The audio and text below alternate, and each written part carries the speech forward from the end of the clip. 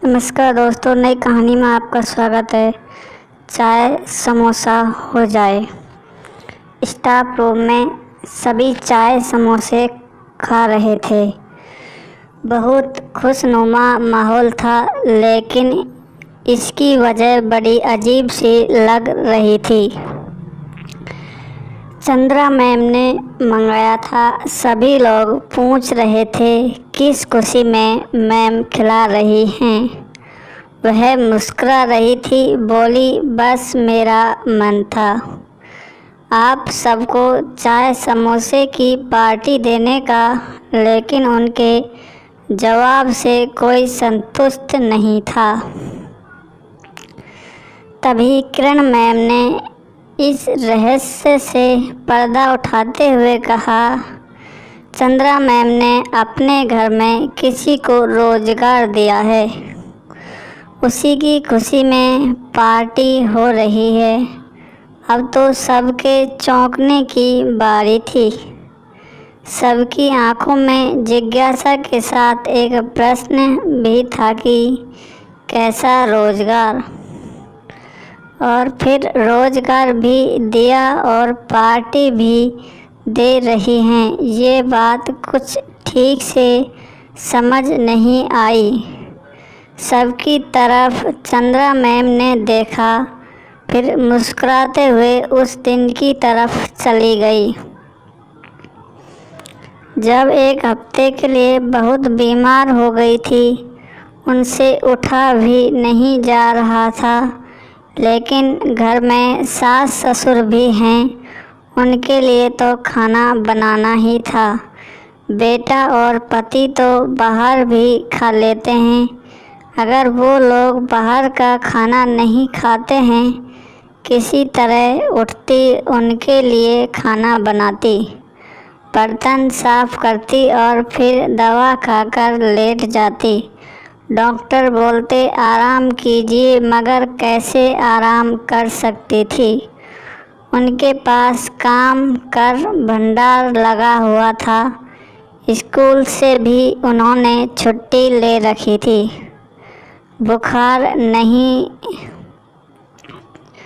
बुखार छोड़ नहीं रहा था। दवा की वजह से जितनी देर नहीं रहता, उतने समय में किसी तरह वह काम कर लेती थी, लेकिन ऐसा लगता था कि जैसे अपने पूरे शरीर को ज़बरदस्ती उठाती थी, घसीट कर किचन तक ले जाती, खाना बनाती और फिर किसी तरह बेड तक जाती और आराम करती। अचानक उनके कानों में किरण मैम की बात गूंजने लगी कि आप एक नौकर या नौकरानी काम के लिए रख लीजिए। ऐसा तो नहीं है कि आप उसे वेतन नहीं दे सकती। आपके पास तो भगवान का दिया बहुत कुछ है। आप यहाँ अध्यापन कार्य भी अपनी रुचि के लिए कर रही हैं। ये आपकी मजबूरी नहीं है। उनकी इन बातों का सिर्फ एक ही जवाब चंद्रा मैम देती, क्या बेकार पैसा खर्च करना, जब मैं खुद कर सकती हूँ। लेकिन अब उनको किरण मैम की बात याद आ रही थी, और जैसे ही वो ठीक हुई, उन्होंने नौकर की तलाश शुरू कर दी। जो भी आता उससे कहती, कोई नौकर या नौकरानी जो मेरे घर का काम कर सके, मुझे बताइएगा। उनकी इस बात से घर में सब खुश हुए, और फिर वह दिन भी आ गया जब उनकी तलाश पूरी हुई। मोहन नाम का एक लड़का, जिसकी उम्र लगभग 16-17 वर्ष की होगी, मिल गया था। उसकी एक बीमार माँ और छोटी बहन थी। वो भी काम ढूंढ रहा था। मोहन बहुत ही हंसमुख, मिलनसार, साफ सफाई से काम करने वाला था। वह उनकी हर कार्य में मदद करता था।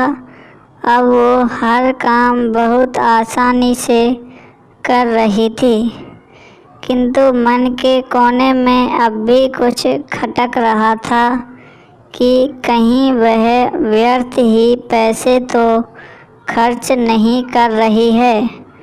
अब तो वह ठीक भी हो गई है, काम कर सकती है, फिर क्यों नौकर रख लिया। स्कूल आने लगी थी। उस दिन लंच के समय उन्होंने कहा, मैंने नौकर रख लिया है।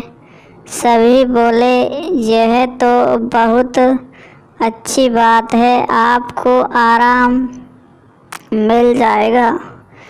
लेकिन पता नहीं क्यों मुझे लगता है कि मैंने बेकार ही नौकर रखा। अब तो मैं काम कर सकती हूँ।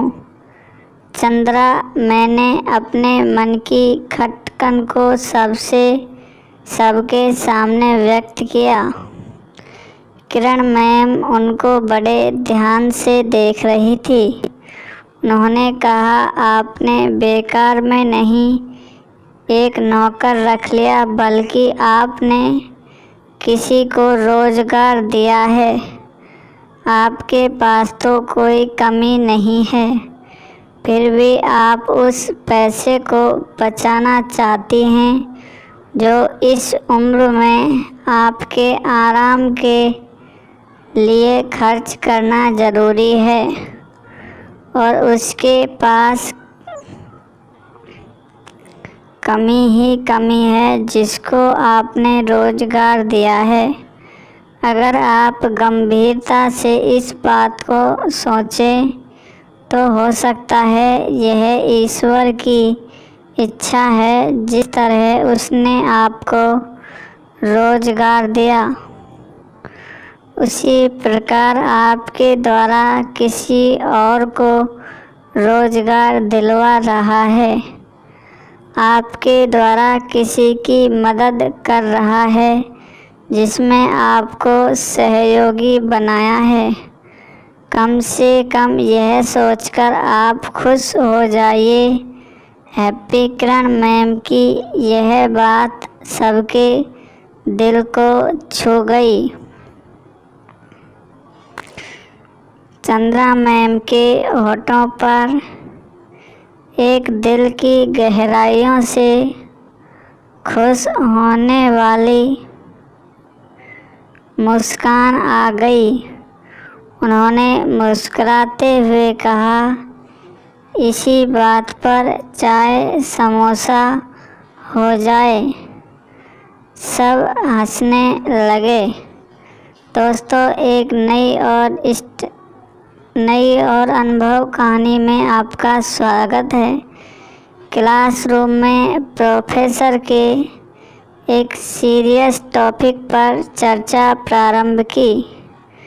जैसे ही वो ब्लैक बोर्ड पर कुछ लिखने के लिए पलटे तो तभी एक शरारती छात्र ने सीटी बजाई।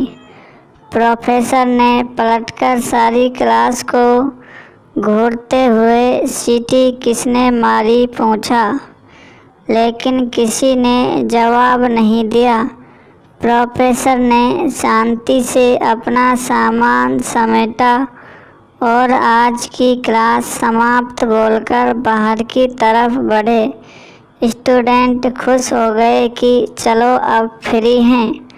अचानक प्रोफेसर रुके, वापस अपनी टेबल पर पहुँचे और बोलो, चलो मैं तुम्हें एक कहानी सुनाता हूँ। इससे हमारे बचे हुए समय का उपयोग भी हो जाएगा। सभी स्टूडेंट उत्सुकता और इंटरेस्ट के साथ कहानी सुनने लगे। प्रोफेसर बोले, कल रात मुझे नींद नहीं आ रही थी तो मैंने सोचा कि कार में पेट्रोल भरवा कर ले आता हूँ, जिससे सुबह मेरा समय बच जाएगा। पेट्रोल पंप से टैंक फुल कराकर मैं आधी रात को सुनसान पड़ी सड़कों पर ड्राइव का आनंद लेने लगा। अचानक एक चौराहे के कॉर्नर पर मुझे एक बहुत खूबसूरत लड़की शानदार ड्रेस पहने हुए अकेली खड़ी नज़र आई। मैंने कार रोकी और उससे पूछा कि क्या मैं उसकी कोई सहायता कर सकता हूँ, तो उसने कहा कि उसे उसके घर ड्रॉप कर दें तो बड़ी मेहरबानी होगी। मैंने सोचा नींद तो वो से भी नहीं आ रही है, चलो इसे इसके घर छोड़ देता हूँ। वो मेरी बगल की सीट पर बैठी। रास्ते में हमने बहुत बातें की और वो बहुत इंटेलिजेंट थी। ढेरों टॉपिक्स पर उसका कमांड था। जब कार उसके बताए एड्रेस पर पहुंची तो उतरने से पहले वो बोली कि वो मेरे नेचर और व्यवहार से बेहद प्रभावित हुई हैं और मुझसे प्यार करने लगी हैं। मैं खुद भी उसे पसंद करने लगा था। मैंने उसे बताया कि मैं यूनिवर्सिटी में प्रोफेसर हूँ। वो बहुत खुश हुई। फिर उसने मुझसे मेरा मोबाइल नंबर लिया और अपना दिया। अंत में उसने बताया कि उसका भाई भी यूनिवर्सिटी में ही पढ़ता है और उसने मुझसे रिक्वेस्ट की कि मैं उसके भाई का ख्याल रखूं। मैंने कहा कि तुम्हारे भाई के लिए कुछ भी करने पर मुझे बेहद खुशी होगी। क्या नाम है तुम्हारे भाई का? इस पर लड़की ने कहा कि बिना नाम बताए भी आप उसे पहचान सकते हैं, क्योंकि वो सीटी बहुत ज़्यादा और बहुत बढ़िया बजाता है। जैसे ही प्रोफेसर ने सीटी वाली बात की तो तुरंत क्लास के सभी स्टूडेंट उस छात्र की तरफ देखने लगे जिसने प्रोफेसर की पीठ पीछे सीटी बजाई थी। प्रोफेसर उस लड़के की तरफ घूमे और उसे घूरते हुए बोले, बेटा मैंने अपनी पीएचडी की डिग्री मटर छीलकर हासिल नहीं की है, निकल क्लास से बाहर। यह कहानी आपको कैसी लगी? अगर आप हमारे चैनल पर पहली बार आए, चैनल को सब्सक्राइब ज़रूर करें।